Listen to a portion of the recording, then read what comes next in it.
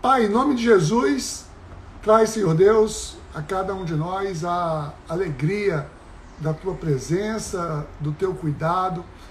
Ministra, Senhor, vem ministrar nas nossas vidas, nessa tarde, hoje, que o Teu Espírito Santo possa nos trazer entendimento, possa nos trazer sabedoria.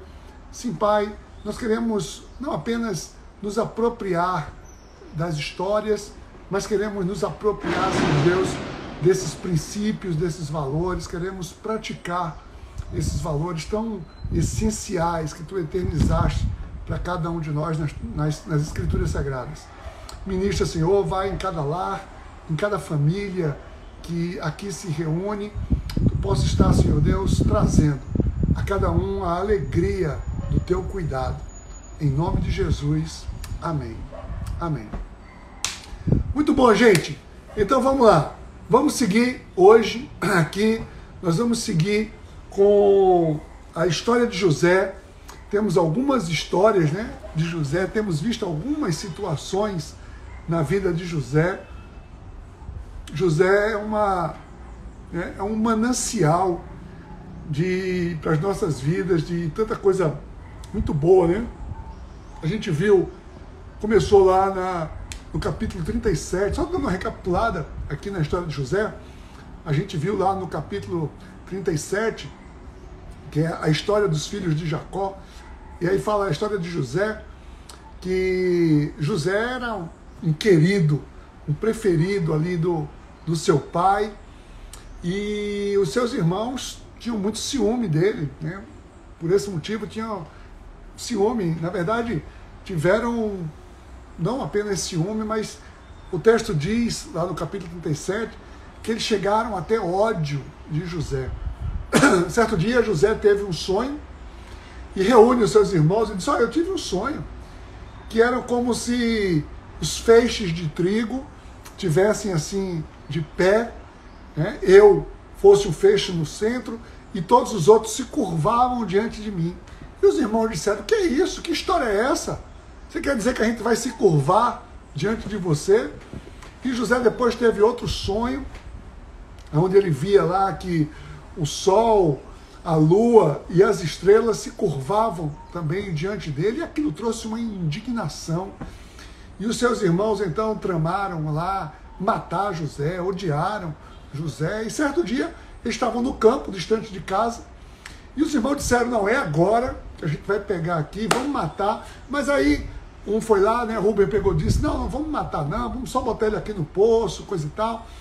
E eles decidiram isso, colocaram José no poço, e depois vinha passando uma caravana de mercadores ismaelitas, né, que estavam lá de Midian, que vinham de Midian em direção ao Egito, iam fazer comércio, e eles decidem então vender, vamos vender José como escravo. E ele é vendido como escravo, e aí ele segue para o Egito, né? Então, e os seus irmãos chegam para o seu pai e dão ele como morto, né? Tramam ali uma história e dão ele como morto.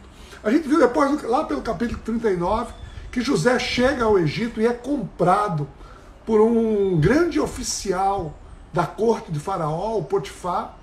Potifar, ele compra José como seu servo, leva para sua casa, e Potifar vê, diz o texto, que Potifar vê que Deus era com José, e tudo que José fazia prosperava, tudo que ele fazia dava certo, e Potifar vai se encantando ali com José, e diz: olha, você aqui vai ser o meu administrador, tudo aqui na minha casa, tá? E José ganha a simpatia de Potifar, né?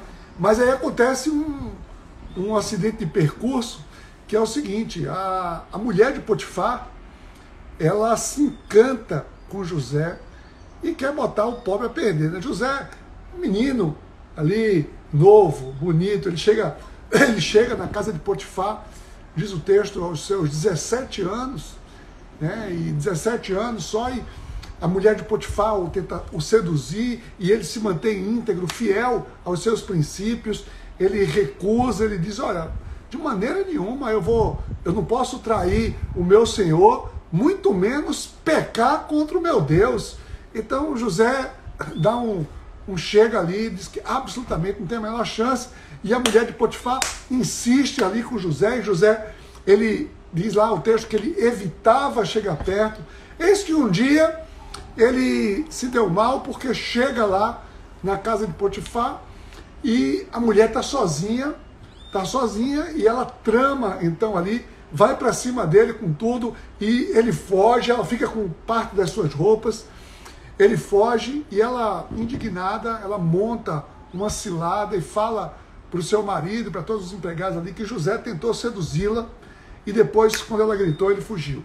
Com isso, o seu senhor, ele ficou decepcionado com José, manda José para uma prisão onde ficavam os prisioneiros do rei, os condenados do rei, na verdade, esperando a condenação, todo mundo ia para lá, e aí, ele naquela prisão, diz a palavra que o Senhor, ele estava com José, que na verdade o Senhor estava com José, porque José estava com o Senhor o tempo todo, e José ganha a simpatia do carcereiro, ele ali se torna um administrador da prisão, ele fica ali na prisão, goza do privilégio, de alguns privilégios pelo carcereiro, e certo dia é colocado na prisão 2 oficiais do rei, um copeiro e um padeiro, ou seja, os responsáveis por tudo que o rei bebia e por tudo que o rei comia,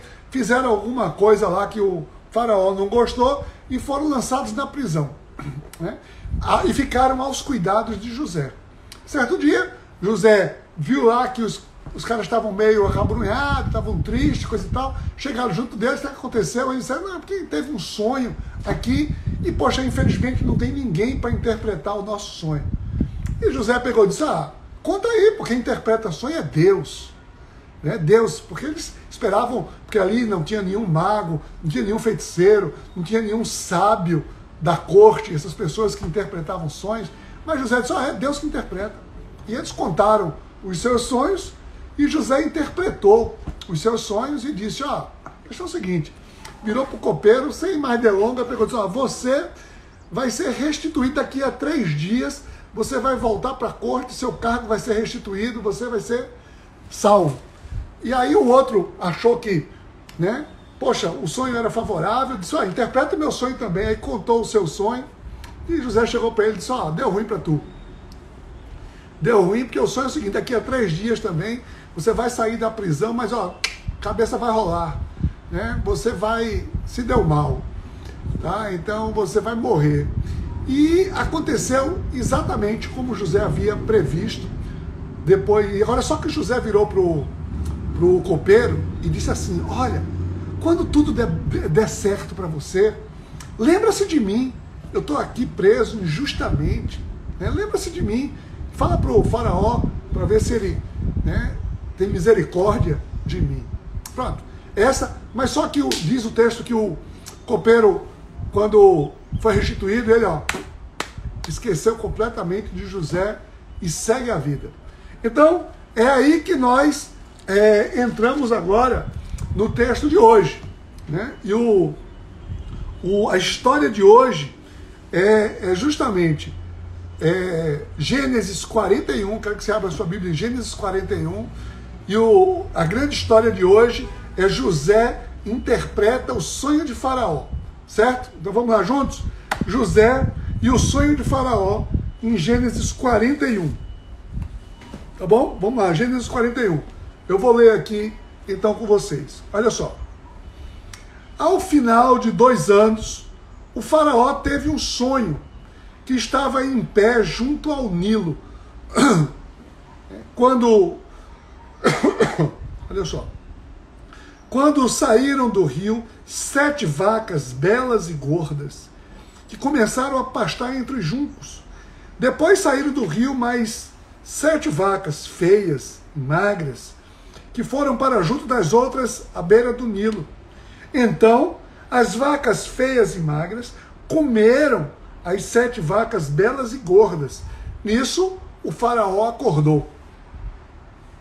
Tornou a adormecer e teve outro sonho. As experimentou isso, né? Às vezes a gente está sonhando, né? A gente tem ali um sonho e acorda e vai dormir e depois tem outro sonho, né? Isso é interessante. Daqui diz o texto, verso 5. Ele tornou a adormecer e teve outro sonho. 7 espigas de trigo, graúdas e boas, cresciam no mesmo pé. Depois brotaram outras 7 espigas, mirradas e ressequidas pelo vento leste. As espigas mirradas engoliam as 7 espigas graúdas e cheias. Então o faraó acordou. Era um sonho. Ainda bem que era um sonho, né? Um pesadelo. O faraó teve ali um pesadelo. E, olha, é interessante a gente ver aqui nessa história, essa história do sonho do faraó, né? Ele tem o resumão, assim, é que faraó tem um sonho, ninguém consegue interpretar, e depois José vai ser chamado, ele vai interpretar o sonho, vai conceder poderes a José, e tudo vai acontecer como José havia dito. Mas aqui, né, essa história é uma história conhecida, você conhece essa história. Mas eu queria que a gente pudesse se apegar aqui a alguns detalhes. Olha só, José passou aqui muito tempo lá na prisão. O texto começa falando que ao final de 2 anos, não diz que era 2 anos que José estava preso, mas pelo menos ao final de 2 anos, acredita-se que era do fim ali do último capítulo, onde o copeiro e o padeiro tinham sido retirados da prisão. Ou seja, desde aquela época que José chegou para o copeiro e disse: lembra de mim quando você chegar lá, passaram-se 2 anos. 2 anos ali mais. Gente, eu não sei se você tem noção, né, do que são 2 anos numa prisão. 2 anos no calabouço. Olha, a minha experiência em visitar presídios, né, é algo tão degradante, tão deprimente, é algo assim que aquilo ali rouba a dignidade da pessoa, né, rouba, enfim, é algo realmente assim, a pena que uma pessoa sofre quando vai para uma prisão, justa ou injustamente, quando a pessoa é condenada a uma prisão, a pena é de privação de liberdade, né? Então a pessoa recebe uma pena de privação de liberdade. Mas na verdade, as pessoas vão para a prisão e elas perdem muito mais do que a liberdade. Elas perdem a dignidade, elas perdem ali, é uma coisa, enfim, é muito degradante, é algo realmente. E a gente às vezes diz assim: essa pessoa tinha que morrer ali na prisão e tudo. Tudo bem, tem motivo muitas vezes para querer condenação de algumas pessoas, mas o estar preso é uma coisa tenebrosa. E preso injustamente, então, é terrível, terrível. Conheço muitas pessoas que experimentaram, já amargaram essa sensação. E aqui José foi um deles. José foi preso injustamente, e é algo realmente, ali, pelo menos 2 anos, a gente vai ver, foi um pouco mais de 2 anos, mas 2 anos que aquilo ali tinha acontecido. 2 anos, pelo menos. E, naquele momento, diz que o rei teve um sonho. Gente, olha, era muito comum na cultura daquele povo, sobretudo ali no Egito, naquela região, era muito comum o seguinte: o rei, Faraó era o rei do Egito, o rei, quando tinha um sonho, o rei era o ser supremo daquela nação. Ou seja, quando Deus queria alguma coisa para a nação, Deus falava diretamente com o rei. Essa era a crença daquele povo. Tá? Então, vinha uma revelação divina.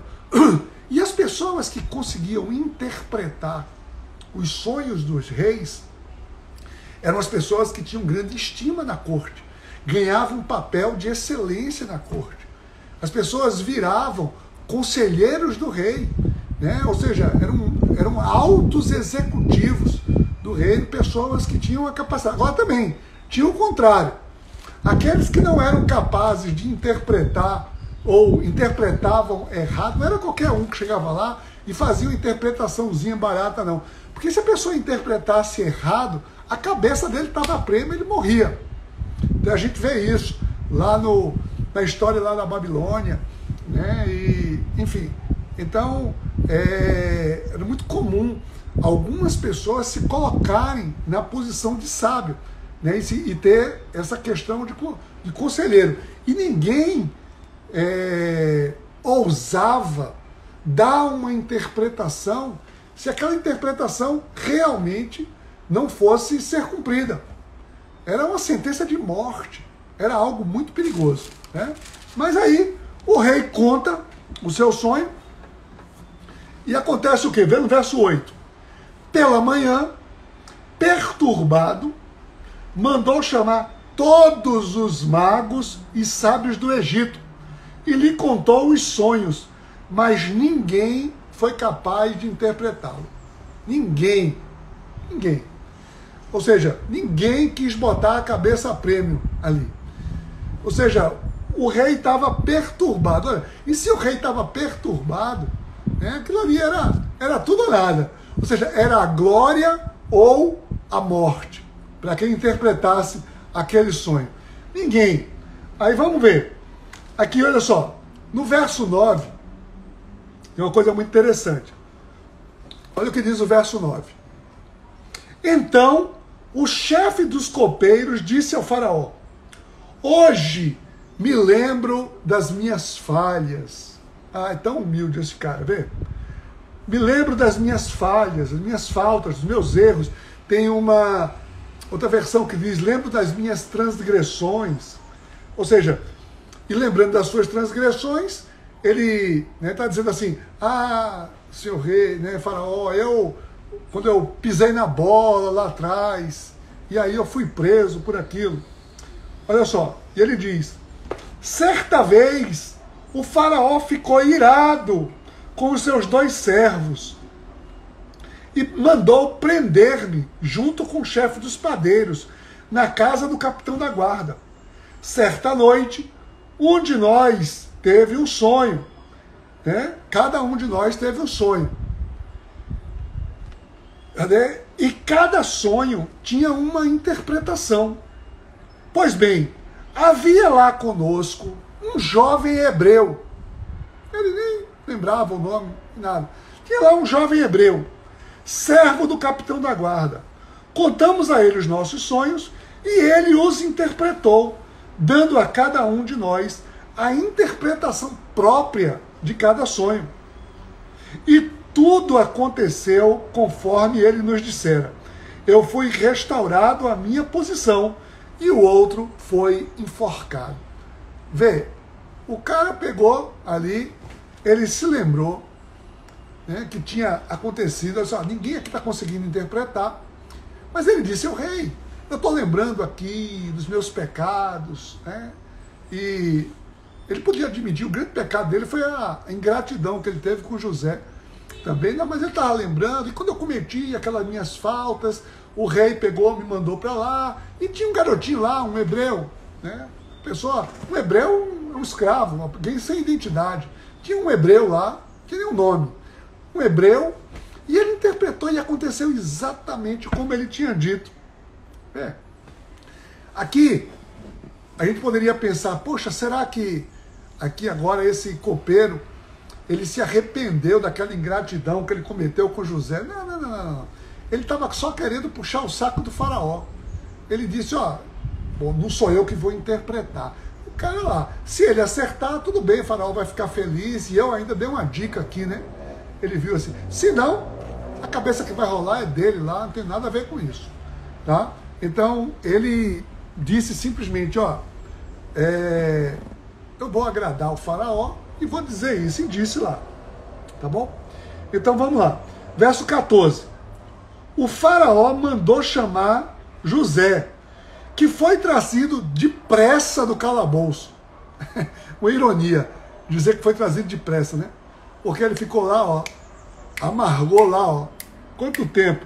E aqui diz: depois de se barbear e trocar de roupa, apresentou-se ao faraó. Porque dizem, né, que dos povos antigos ali, o povo egípcio, os povos egípcios, era o único que tinha o costume de ter a barba feita. Os hebreus não, os hebreus usavam barba, todos os homens, né, usavam barba e deixavam sempre a barba crescer, mas eles disseram, não, você vai se apresentar diante do faraó, vamos fazer a barba aí. Então ele diz assim que ele foi depressa trazido. Que pressa que nada, né? Demorou, foi muito para ele sair daquela prisão. Então vamos lá. O faraó disse a José, verso 15, tive um sonho que ninguém consegue interpretar. Ele botou logo um limite aqui. Não é que ninguém conseguiu, não. Ninguém consegue. Está sentenciado aqui já. É um sonho que ninguém consegue. Mas ouvi falar que você, ao ouvir um sonho, é capaz de interpretá-lo. Pronto. O faraó deu logo a real, jogou aqui uma moral para José, né? Disse, ó, vou encher, né? Consciente ou inconscientemente, faraó enche a bola de José. Não, eu sei que você é o cara. Ninguém consegue. Aqui todos os meus conselheiros, os meus sábios aqui, toda aqui a terra do Egito, ninguém sabe. Mas eu sei que você consegue. Jogou toda a carga de responsabilidade em cima de José. Né? Isso é uma estratégia de intimidação. Né? Ele intimidou aqui a José. Tá? Eu não sei como é que você vê isso, mas ele, né, ele deu uma intimidada em José. Mas olha só, aqui, olha a postura de José no verso 16. Ele diz assim, respondeu-lhe José, isso não depende de mim, mas Deus dará ao faraó uma resposta favorável.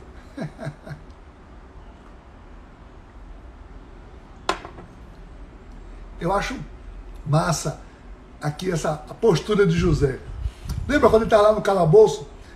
O copeiro e o padeiro disseram assim, a gente está triste aqui, porque a gente teve um sonho, mas não tem ninguém que interprete, né? Ali os caras tudo acabrunhados.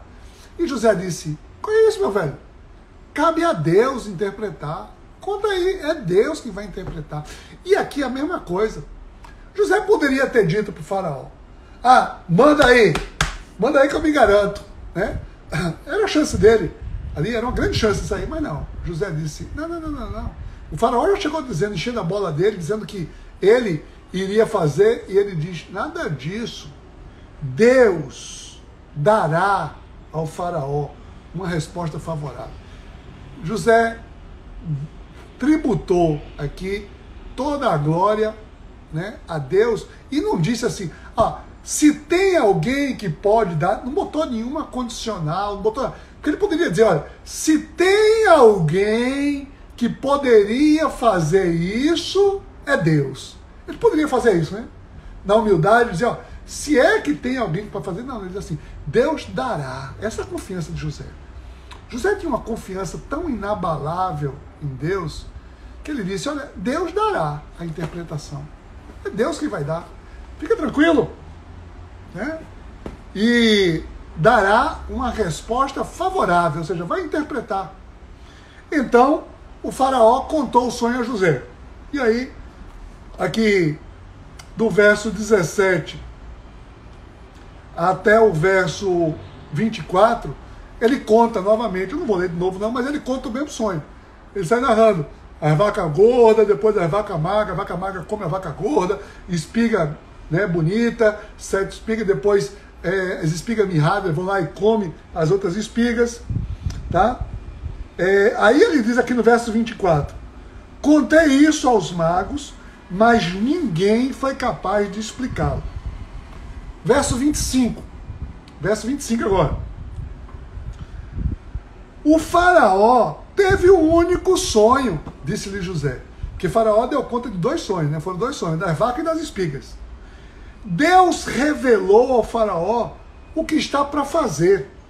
As 7 vacas boas são 7 anos. E as 7 espigas boas são também os 7 anos. Trata-se de um único sonho. As vacas magras e feias que surgiram depois das outras, e as 7 espigas mirradas queimadas pelo vento leste, são 7 anos. 7 anos de fome. Olha, aqui José, ele traz logo para Faraó a interpretação, dizendo que é um só sonho. São 7 anos de vaca gorda, 7 anos de vacas magras. José aqui eternizou essa expressão, né? Essa expressão que nós ouvimos até os dias de hoje, quando alguém está vivendo um tempo de fartura, a pessoa diz logo, está nas vacas gordas, ou então quando a pessoa está ali na pindaíba, não, está passando aqui pelas vacas magras, né? Certamente você já ouviu essa expressão. Eu ouvia essa expressão muito desde criança, muito antes de conhecer de onde é que vinha esse texto. Então, quando eu li nas escrituras, muitos anos atrás, que eu li essa história, aquilo para mim foi uma alegria tão grande, ver que aquele ditado popular, aquela expressão popular de ano de vaca gorda, vaca magra, era baseado aqui, nesse episódio, nesse sonho de Faraó, nessa interpretação que José teve do sonho de Faraó. Tá? Então, para aqui trouxe essa história das vacas magras e das vacas gordas. Né? Então, olha só, verso 28, ele agora traz aqui, cadê? É exatamente como eu disse ao Faraó. Deus mostrou ao Faraó aquilo que ele vai fazer. 7 anos de muita fartura estão para vir sobre toda a terra do Egito. Mas depois virão 7 anos de fome.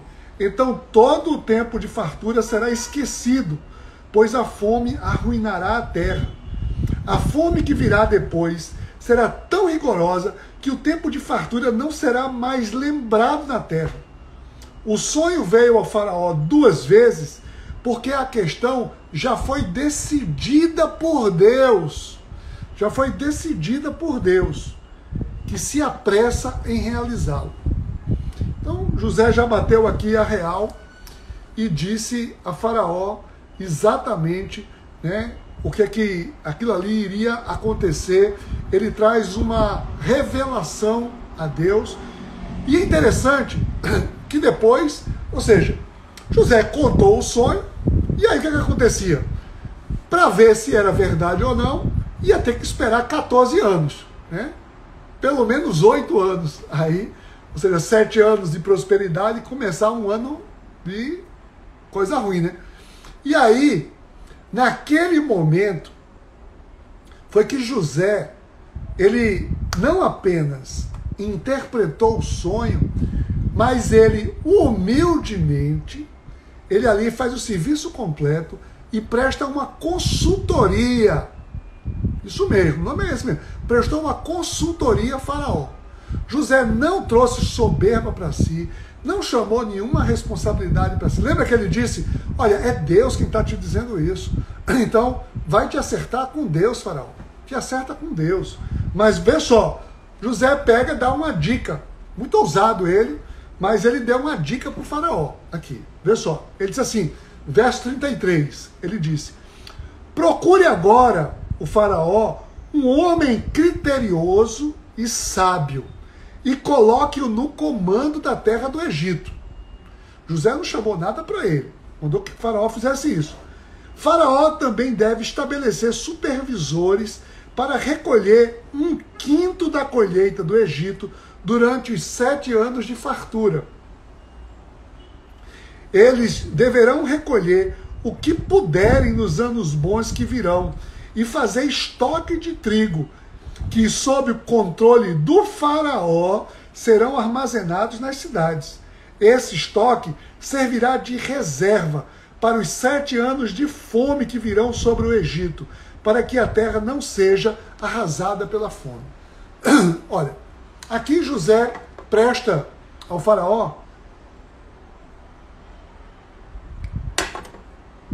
uma consultoria do que é que ele deveria fazer com aquele sonho revelado. Olha, faraó, a questão é o seguinte, veja aí uma pessoa sábia, faça isso, administre, né? Bote todo mundo como supervisor, faça estoque, tenha reserva, economize 20%, ele disse 1/5 de toda a produção, estoque 20%, está dando aqui uma noção, né, uma previsão de reserva, tudo isso. Verso 37, aqui, verso 37. O plano pareceu bom ao faraó e a todos os conselheiros, ou seja, faraó deve ter reunido todos os conselheiros aqui e disse, ó, o plano é esse. E todo mundo, olha, tá aí, é um bom plano. Por isso, o faraó lhes perguntou, será que vamos achar alguém como esse homem a quem está o Espírito Divino? Vê, Faraó aqui pegou o espírito da coisa. José não estava se mostrando que era o conhecedor de tudo. Olha, eu interpreto sonho, eu sei o que é que você deve fazer. Não. Toda hora José estava dizendo que era uma direção de Deus. Então Faraó pegou e disse, olha, peraí, esse cara tem o Espírito Divino. Então, será que a gente vai encontrar outro que tem um Espírito Divino como esse? E vê o que o Faraó disse aqui no verso 39. Disse, pois, o Faraó a José, uma vez que Deus lhe revelou todas essas coisas, não há ninguém tão criterioso e sábio como você. Você terá o comando do meu palácio e todo o meu povo se sujeitará às suas ordens. Somente em relação ao trono serei maior do que você. E o Faraó prosseguiu, entrego a você agora o comando de toda a terra do Egito. Em seguida, o Faraó tirou do dedo o seu anel selo e colocou no dedo de José. Mandou vestir linho fino e colocou uma corrente de ouro no seu pescoço. Também fez subir em uma segunda carruagem real. À frente, os arautos iam gritando, abram o caminho. Ou seja, prostrem-se todos. Assim José foi colocado no comando de toda a terra do Egito. Disse ainda o faraó a José, eu sou o faraó, mas sem sua palavra ninguém poderá levantar a mão nem o pé em todo o Egito. O faraó deu a José o nome de Zefanate Paneia e lhe deu por mulher a Zenate, filha de Potífera, sacerdote de On. Depois José foi inspecionar toda a terra do Egito. Gente, vamos dar uma parada aqui e entender o que é que Faraó fez aqui nesse momento. Faraó pegou e disse o seguinte, olha, você, né, tem a direção de Deus e é com você que eu quero ficar. E José, naquele momento, recebeu de Faraó tudo e muito mais do que havia ali sido roubado.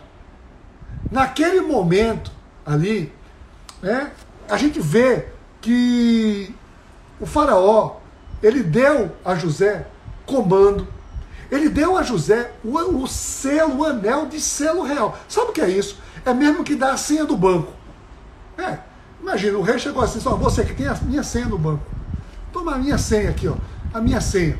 Vestiu ele com roupa de linho, ou seja, deu respeito, deu a ele autoridade, colocou a ele uma corrente de ouro no pescoço, autoridade, e deu a ele honra. Ele passa por todo lugar, né? E todo mundo se prostrando diante dele. E mais, não só isso, Faraó depois fez, sabe o quê? Deu a ele uma identidade, deu um nome a José. Interessante, porque ele antes era só um jovem hebreu. Ele deu um nome egípcio. Ou seja, porque a pessoa com o nome hebreu seria sempre um escravo. E ele deu a José um nome egípcio, um nome lá de respeitabilidade, né? Então ele deu lá um nome que significaria dignidade para ele. Deu a ele uma família, deu a ele uma mulher ali, né? Uma família. Lá, olha só, filha do sacerdote de On. On era a capital ali do Egito, naquela época. Ou seja, deu a filha de um principal sacerdote da capital. Faraó pegou assim, ó, é tua filha ali, vai casar com, deu para José. Constituiu a José ali honra, família, dignidade, tudo. Né? Então, Faraó, ele coloca José na mais alta posição, diz assim, aqui eu só vou ser maior do que você em relação ao trono, mas ninguém faz nada aqui no Egito se não for depois de você. Vê só. Né? E aí vem aqui para o verso 46. Agora assim, mas aqui também tem uma coisa importante a gente ver. Por que José não ficou conhecido depois por esse nome? Zefanate Paneia. Isso é uma coisa interessante, né? Isso a gente vai ver depois também, sabe com quem? Com Daniel. Daniel, quando foi levado lá, né, na corte de rei Nabucodonosor, quando ele foi levado para a Babilônia, o rei também constitui Daniel lá, bota Daniel com alto poder e muda o nome de Daniel. Lembra lá, no livro de Daniel, ele muda o nome, era Beltesazar. Mas Daniel não se referencia a si com o nome pagão, com o nome babilônico, Beltesazar. Ele continua na Bíblia como Daniel. E aqui também, José não toma para si a identidade pagã. Ele segue como José, como a sua identidade com o nome hebreu. Tá? Mas foi dado a ele uma identidade egípcia para que ele pudesse governar naquela terra. Verso 46, né? Acaba hoje aqui essa história. Olha só. José tinha 30 anos de idade quando começou a servir o faraó, rei do Egito. Ele se ausentou da presença de faraó e foi percorrer todo o Egito. Gente, 30 anos ele tinha. Lembra que José, quando chegou lá, quando seus irmãos venderam ele para a casa de Potifar, ele tinha quantos anos? 17 anos. Ou seja, foram 13 anos aqui. 13 anos que José passou entre a casa de Potifar e a prisão. Foram 13 anos o calvário de José. José passou um longo tempo de injustiça. Tá? Ou seja, quase metade da vida dele ali para ser restituído. Quase metade. Ele chegou com 17, só aos 30 é que ele foi ali restituído. Muito tempo. Tá? Então, verso 47 em diante, vai narrar justamente ali a prosperidade que José tinha predito. Olha só. Durante os 7 anos de fartura, a terra teve grande produção. José recolheu todo o excedente dos 7 anos de fartura do Egito e o armazenou nas cidades. Em cada cidade ele armazenava o trigo colhido nas lavouras das redondezas. Assim, José estocou muito trigo, como a areia do mar. Tal era a quantidade que ele parou de anotar, porque ia além de toda medida. Ou seja, ele tinha se proposto a armazenar 20%, né? Era um quinto. Mas, ó, a turma comia, sobrava, ali comercializava e estocava e não conseguia mais nem guardar. Tanto foi a fartura que aconteceu. Verso 50. Antes dos anos de fome, Azenate, filha de Potífera, sacerdote de On, deu a José 2 filhos. Ao primeiro, José deu o nome de Manassés, dizendo, Deus me fez esquecer todo o meu sofrimento e toda a casa de meu pai. Ao segundo, chamou Efraim, dizendo, Deus me fez prosperar na terra onde tenho sofrido. Aqui vem a descendência de José. Né? Vem, né, os 2 filhos de José, Manassés e Efraim, que viriam a se tornar depois 2 grandes tribos, né, do povo de Israel, lá, os efraimitas, né? E a tribo de Manassés, que são, todos eles, os dois juntos, são a tribo de José, o povo de José, né? Dividido em Manassés e Efraim. Verso 53. Assim chegaram ao fim os 7 anos de fartura no Egito, e começaram os 7 anos de fome, como José tinha predito. Houve fome em todas as terras, mas em todo o Egito havia alimento. Quando todo o povo começou a sofrer com a fome, o povo clamou ao faraó por comida, e esse respondeu a todos os egípcios: dirijam-se a José e façam o que ele disser. Quando a fome já havia se espalhado por toda a terra, José mandou abrir os locais de armazenamento e começou a vender o trigo aos egípcios, pois a fome se agravava em todo o Egito. E de toda a terra vinha gente ao Egito para comprar trigo de José, porquanto a fome se agravava por toda parte. Ou seja, aconteceu depois tudo, absolutamente tudo, como José havia predito. Os 7 anos de prosperidade e os 7 anos de total escassez. E que lição a gente pode tirar aqui desse texto hoje, né, no dia de hoje, para a gente?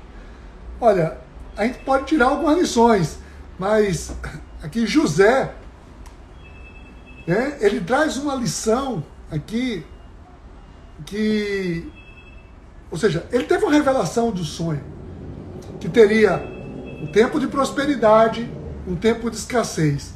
Mas José, ele traz uma lição muito importante, que é o quê? Uma lição que serve para a gente hoje. Que no tempo de provisão, quando a gente está no tempo de provisão, é importante a gente, né, ter uma reserva. Que a gente não sabe o que virá depois. Aqui, ele até já sabia o que viria depois. Mas ele traz para a gente esse princípio. O princípio de que, e a gente vê tantas histórias, né? Quantas histórias a gente vê de pessoas que prosperaram, ganharam muito e de repente perderam absolutamente tudo, porque gastaram assim, desregradamente. E José ensina para a gente aqui o princípio de que a gente pode ter uma reserva. Uma reserva. A gente não precisa detonar tudo o que recebe, né? Pode ser previsão para um tempo futuro que pode existir aí, né? Não assumindo que todo mundo que está passando por um tempo de vaca gorda vai ter vaca magra, não, né? Às vezes a vaca magra às vezes vem antes da vaca gorda para muita gente, né? Assim, mas isso é uma outra história. Mas assim, o princípio aqui é que traz para a gente essa propriedade, né, de armazenar, de juntar, de poupar um pouco. Eu acho que esse é um grande princípio. Outra lição que a gente tira dessa história aqui é o seguinte, que Deus honra no tempo certo. José foi honrado aqui no tempo certo. E José não foi honrado pela sua capacidade de interpretar sonhos. Não. Mas ele foi honrado pela sua fidelidade ao Senhor. José, em momento algum, ele se ensoberbece. José, em momento algum, ele se vira um murmurador contra Deus. Ele passa os seus 13 anos. E olha, depois de 13 anos de sofrimento e de mais injustiça, né, porque ele teve, tudo bem, nesses 13 anos ele teve ali um tempo bom na casa de Potifar, mas ele foi parar na casa de Potifar por causa da injustiça, ele amargurava a injustiça dos seus irmãos. Depois foi para a prisão, sofre na prisão, muitos anos na prisão, teve um tempo bom de reconhecimento pelo carcereiro, mas foram 13 anos de injustiça na vida de José. Tá? Mas, mesmo assim, mesmo depois de 13 anos de sofrimento, José, quando é levado a uma oportunidade, ele tributa sempre a Deus toda a glória. Ele estava ali fiel, permanecia fiel. Ele continuava dizendo que era de Deus que vinham todas as coisas. Né? Isso para mim é uma lição fantástica, que a gente deve tirar assim para a nossa vida, né? De que é o Senhor, é ao Senhor que nós devemos tributar sempre, independente do momento que nós estejamos passando. Com José foram 13 anos. Eu não sei se você está vivendo algum momento adverso na sua vida, se você já sofreu alguma injustiça, se você está sofrendo algum tempo de injustiça na sua vida. Mas José permaneceu fiel ao Senhor. E o Senhor, no tempo certo, né, no momento adequado, no momento que Deus entendeu que era a hora, Deus honrou a vida de José. E creia que assim também será na sua vida, você se permanecendo fiel ao seu Deus. Amém? Vamos orar então? Vamos colocar diante de Deus esses princípios aqui, colocar diante do Senhor tudo isso que o Senhor trouxe a cada um de nós hoje na sua palavra. Pai, em nome de Jesus, bendizemos o teu nome e te agradecemos, Senhor, porque tu és o Deus, o mesmo Deus que estava com José. Tu és o nosso Deus e está aqui hoje com cada um de nós. Pai, nós colocamos diante de Ti a nossa vida e não queremos, Pai, livra-nos de toda murmuração. Não queremos murmurar, Pai, mas queremos continuar ainda com total fidelidade a Ti, Senhor. Na certeza de que Tu és um Deus justo e um Deus restaurador de todas as coisas. Foi para isso que Tu nos enviaste Jesus Cristo, para trazer restauração. E no tempo certo, nós seremos aqui, Pai, restaurados em tudo aquilo que foi roubado porventura. Nós te agradecemos por isso, Pai. Em nome de Jesus. Amém.